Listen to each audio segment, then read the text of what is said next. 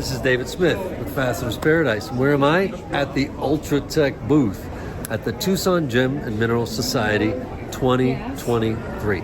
So we've got the VL, the V5, the Glass Tech, and the Fantasy Machine all running here, being demonstrated, being talked about. So there's a ton of talent at the ULTRA TEC booth here. We've got 3 different amazing, just mind-blowing cutters that each have their own superpower. So we're going to start out talking about not just the Fantasy Machine, but Tom Ross over here. He calls himself Dr. Facet. Dr. Facet, real nice guy. First, we're going to look at some of Tom's stones and then talk about how he accomplishes some of the effects that he's getting on his fantasy stones. So I've set up this display to show the difference between fantasy cut stones on the right side of the case versus flat facet stones on the left side of the case. You'll see, looking at the stones on the left side cut with the ULTRA TEC V5 faceting machine, they're really pretty exotically cut stones. This pink sapphire, for example, has a flower pattern in it that just blows your mind away. It was designed by Phan Trung from Saigon, Vietnam. Last year's flat faceted stone winner at the Tucson U.S. Faceter's Guild Symposium was this blue topaz, another Phan Trung design. But on the right side, we can add some creativity with the concave cuts, the V-groove cuts, and the optical dishes that the Fantasy Machine allow you to add. You can see on this picture of this Padparacha sapphire, for example, this spirograph pattern. Very intricate. It's in this stone right here, and it's actually cut on the flat bottom of the stone, about 1/3 of the diameter of the stone, with a V-groove cutter on the Fantasy Machine. That kind of creativity you can't get anywhere other than with the Fantasy Machine. So now let's, Tom, take us over here to the machine a little bit and then kind of give us a description on the Fantasy Machine, the features and then how you accomplish. You got a stone here already, don't you? I do. This is an amethyst I brought just to practice with. But the engineering behind this ULTRA TEC Fantasy Machine is just incredible. You're able to achieve repeatability that just is out of this world because of the heavy-duty engineering that goes in to the ULTRA TEC Fantasy Machine. The machine is designed so that you can pick up the stone, come over against the stop, which is attached to the mast, and that gives you a constant repeatability. Then you bring the stone down to the mandrel, which is pure copper, coated with diamond grit in a WD-40 oil carrier, which acts as a lubricant and coolant. And by watching the digital angle display indicator here, we can cut down to a 44.00 angle. And if we repeat that 8 times around the stone, we're able to perfectly replicate 8 concave facets going all around the stone. That's the beauty of the ULTRA TEC, is the repeatability. The thing that allows you to do is to create a concave cut stone such as this Padparacha. The name of the cut is Merle's Surprise. This was featured in a very old article of Lapidary Journal. You'll notice the scalloped edges of the stone. All of the facets on the stone are concave except for the tiny flat table. There are 3 tiers of concave facets on the pavilion, and what that does is it gives you this sparkly light effect on the stone when it's done. And that's the beauty of the concave facets. Now there are other applications of the concave. Originally the machines only did concave. Right. Unlike the ULTRA TEC, which does the concave, but also allows V-groove cutting and optical dish cutting. This lab-created emerald incorporates not only concave cuts, but also V-groove cuts. You can see more clearly maybe in the picture that there is a fan of V-groove cuts going out on the right end, and on the left end there are parallel V-groove cuts. There are concaves up and down the sides, which give it that additional brightness of life. This is my favorite stone. This is a tanzanite with a special cut on the pavilion to give that flower effect. There's only one tiny flower on the bottom of that stone. The concave facets that I've cut into it create the scalloped edge, but also reflect the flower many times around the stone. It's just a gorgeous piece. So that's one flower that then, due to the optics of the stone, you're seeing it 8 times. That's amazing. 8 times plus 32 if you look at the angles. The one thing that people don't always realize about the fantasy machine is you start out with a flat faceted stone, and then you transfer the mast over to the fantasy machine without losing calibration of your stone. So the mast is totally interchangeable with your regular machine. And then when you put the mast and stone on the fantasy machine, you're able to maintain the exact precision that you achieved with the V5 without having to recalibrate the whole machine. You're basically spending a lot less time being frustrated and a lot more time enjoying the creativity that Ultra Tech opens up for your life once you start doing the fantasy cutting. It's awesome. I have published a book on fantasy cutting, which I believe is the only one of its kind in the nation. I have step-by-step instructions with color photographs, identifying manipulation of the different parts for the machine. And now wait, just because you showed that, what is this? This is the 90-degree adapter that is an option with the fantasy machine. It allows you to cut those V-groove facets on the bottom of that orange stone I showed you first. Oh, so this basically then makes your dot go straight up? It gives you a vertical presentation of your stone to the V-groove cutter. Wow, Plus I haven't even it's seen that. indexed, so you can precisely rotate 16, 12, whatever times. That's fantastic. And then the class shows the cutting of these 3 stones. These 3 stones allow me to demonstrate every setup there is on the Ultra Tech Fantasy machine using all kinds of cutters, the V-groove, the concave, and the optical dish. Well, that's awesome. Thank you, Tom. Dr. Facet, Tom Ross, great guy. Here is Mark Oros of Ashnu Stones and Gems. He has brought an amazing collection of stones for us to check out today. So he took all this quartz. All this is from Bolivia. And then, Mark, you take it away and tell us a little bit about your collection. You're going to have to speak up to reach down there. All right, so this one here is a very interesting stone. It's a bicolor citrine. And what I like about this one is it's half clear and half citrine. And when you cut it, it really does play around with the colors and the lightness very nice. Let's pull that one out and pull it up here. The thing is like, it's just, is that scintillation? Well, the scintillation comes from the lights and the facets, yes. So what we're seeing here is a lot of scintillation. A whole bunch. This is a series of stars. There's a star in the center. There's stars around it. Those stars make other stars. I think there's probably about 15 different stars that you can count in this pattern.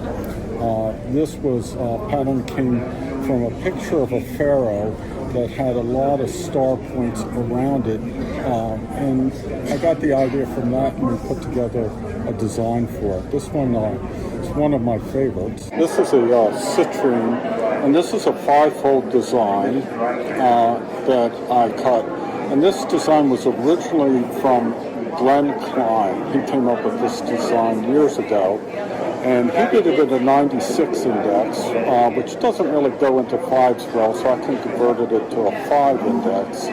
And then it has very small matte lines in between the facets and the apexes, which allows it to really kind of break it up, and you get to see those facets very distinctively. Now, shows the back side of that, Mark. I just am curious. Man, look at the size of this thing. I want to get it kind of like this way. Oh my God. That's really, that is quite a beefy stone. This is like stuff like the Maharaja, would wear. Yeah, some of these you would need a turban to put in. Yeah, a turban with a nice metal pronged setting. Here's a somewhat darker stone. This is a several hundred carat ametrine. This one we finished right before we came to the show. And we're very lucky that it was oriented in such a way that we got the splits of color straight down the middle. And this one is a piece of rough I've had for a little while, and I decided I would cut it for the show. Ametrine is one of my favorite stones to cut. I just love the play of the purple and the gold together. Mm-hmm. Now, what machine are you cutting on? I cut mostly on the V5. The V5 is a very precise machine. It's easy to use, and it gives me everything I need to do these large stones, but at the same time I can also cut very small stones on this. So it's quite versatile in its ability to cut different sizes. And the thing I like about it also is that I can change out the indexes here. This is a 96 index. And I can go to 120s, 80s, 77s, which gives me a really nice variety of symmetries. So I can be cutting a stone here and move this mask over to a fantasy machine. So this is more of a pendulum cut with some interesting fantasy free rotations around the stone. And I cut them around the stone and then this way on the stone too. And again, as David says, I do love cutting big stones, big quartzes, and the Bolivian quartz is my favorite. And a couple months ago, I just decided I really wanted to take some time off, explore the Bolivian quartz using the V5 and the fantasy machine. So tell me this, when I started out, I said you cut the grapefruit-sized stones. What is the largest, and just with your fingers show us, what's the largest stone that you've cut on the V5? Largest stone I've cut on the V5 is about this big. Can you believe that? And the trick is that you have to have smaller facets because your lap is 8 inches. So you have to have a lot of surface areas that's smaller on the bigger stones. But you can do bigger facets on stone that are about this big. That makes sense. And this is an interesting stone here. This is a Hallelujah Junction scepter. And so this part's natural? This is natural. This is natural here. Wow. And we took one that was damaged on top, so we didn't hurt a mineral specimen. But what we did is we actually docked this, cut this on the V5, and if you come over here, Dave, what we did is we actually glued that to a dock like this and cut it.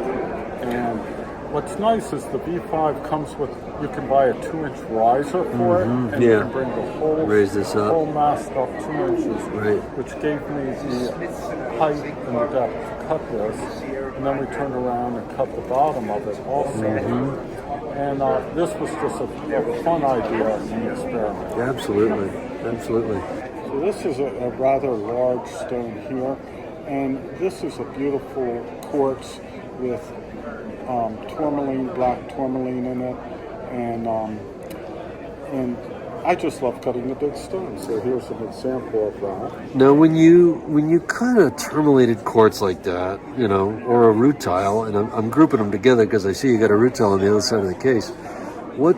How is it when a rutile comes to the surface in the middle of a facet? Is the polishing affected, or are there some tricks you want to pass on? Yeah, well, it could cause problems. The secret to a good polish is a really great pre-polish. And so most of the problems we have is during that pre-polish. But once we get that pre-polish in, I really don't have any problems because there's really nothing breaking loose at that time. Okay. But, you do have two different hardnesses here.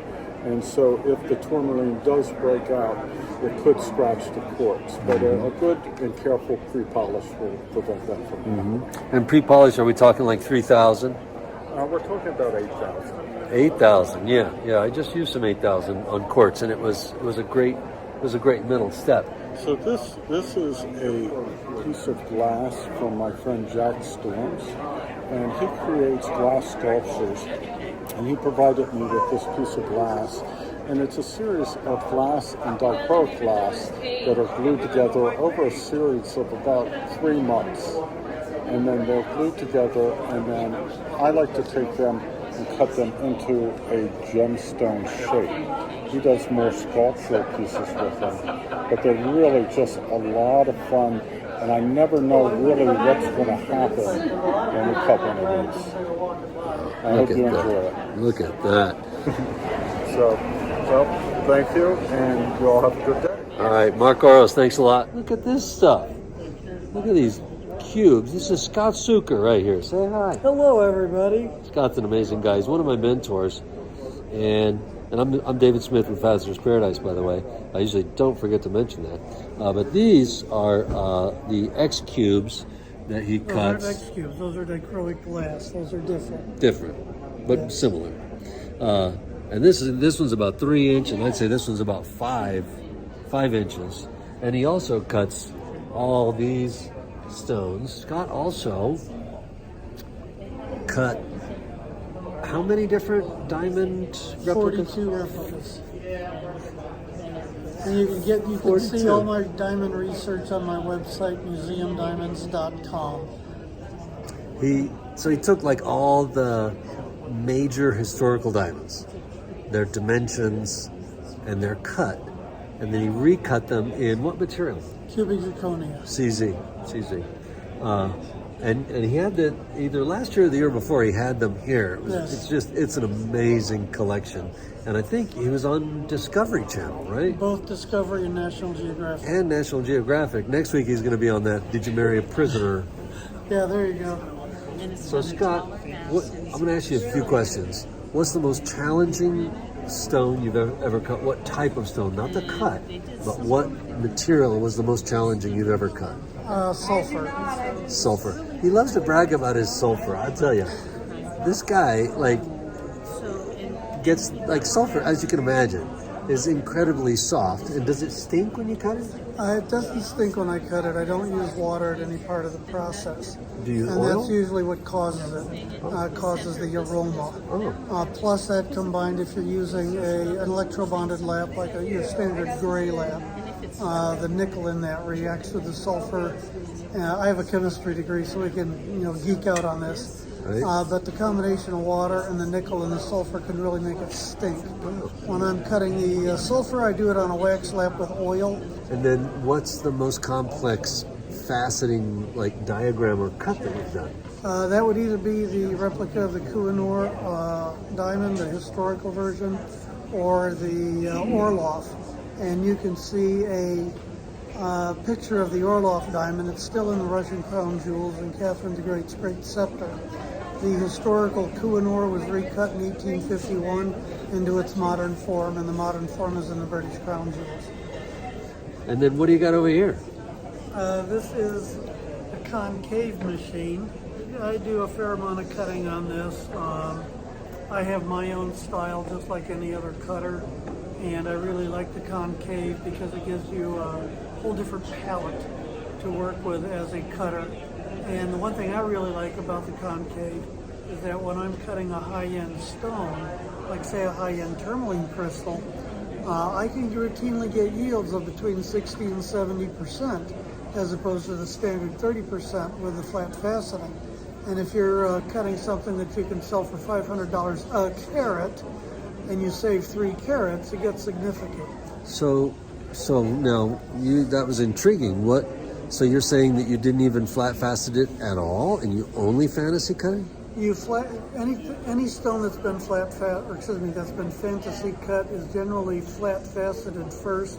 I do it to the 1200 grit level, then you put it on the fantasy machine, and you convert your flats into your concave facets. Now, how I just not understanding how that would increase your yield. It's because you don't have to play with the angles quite so much. Oh. That's okay, so you're cutting the flat facets in a way that normally wouldn't optimize the light so much because you're going to use the concave cutting to accomplish the same task. That's right. Wow. And the other advantage of concave cutting is that for really light colored materials, it can darken the color by about 2 shades. So that increases its dollar per carat value. So you see why all these guys here are my mentor. Like, just even in this little conversation, I'm like, what? You learn so much. So thank you so much, Scott Suker. My Fantastic. pleasure.